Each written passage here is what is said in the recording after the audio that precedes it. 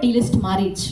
அன்பு, பாசம், நேசம், நட்பு எல்லாம் பின்னுக்கு தள்ளப்பட்டு வளர்ச்சி ஒண்ணுதான் நம்ம தலையில ஏறி உட்கார்ந்துருக்கு. தப்பு இல்லை, வளரணுங்கிற ஆசை தப்பு இல்லை. ஆனா அதுக்கான தகுதியை வளர்த்துக்கிட்டோமா, அதுக்கான தேவை நமக்கு இருக்கான நம்ம யோசிக்க தவறிடுறோம். அப்போ எல்லாத்துக்கும் மேல நிக்கணுங்கிற ஒரே குறிக்கோள் தான். இறைவன் கொடுத்த அளவு அப்படிங்கிற கவிதையில கவியரசர் எழுதுறார், அவரவருக்கு வைத்த சோறு அளவெடுத்து வைத்தது இவற்றில் வாழும் என்று இறைவன் சொல்லி விட்டது. உன்னுடைய தேவை என்ன, உன்னுடைய தகுதி என்ன என்பதை அறிந்து இறைவன் உனக்கு கொடுக்கிறான். ஏத்துக்கிட்டு சந்தோஷமாயிரு. இன்னைக்கு நமக்கு அதை ஏத்துக்கிற மனப்பக்குவம் இல்லை, அதுவும் தப்பு இல்லை. அப்ப என்ன செய்யணும்? மாற தயாராக இருக்க வேண்டும்.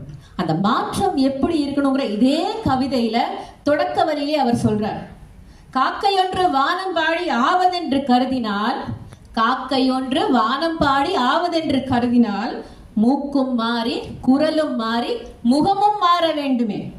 பாக்கு வெட்டி போர்க்களத்தில் பாய்ந்து செல்ல எண்ணினால் தூக்குகின்ற கைகளுக்கு துணிவு வேண்டும் தோழனே. அபாரமான வளர்ச்சி அடையணும்னா அசாத்தியமான மாற்றங்களுக்கு நீ தயாராக இரு.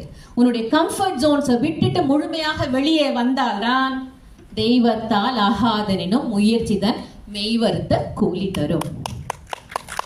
உன்னுடைய மெய் வருகிற அளவுக்கு உன்னுடைய லிமிட்ஸை நீ புஷ் பண்ணினால் நீ வெற்றி அடை